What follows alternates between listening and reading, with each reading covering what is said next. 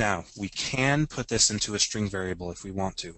And I was doing that before just to make it very explicit about how this try parse works. But that is very cumbersome to do all the time.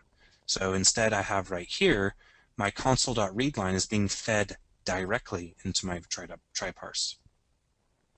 Then we have the out money. That just tells decimal.parse what variable we want to stuff our money into. Then we check to see, okay, is has entered money equal to false?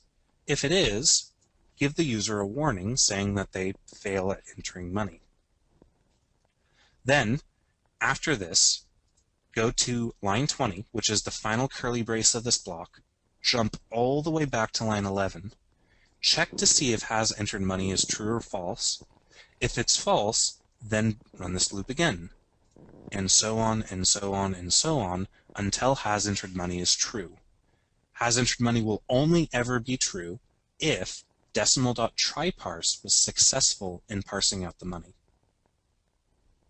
So that's the first while loop. That's one of the most basic uses of a loop, is to perform validation on user input, to say while you have failed to read instructions, print out an error and try again.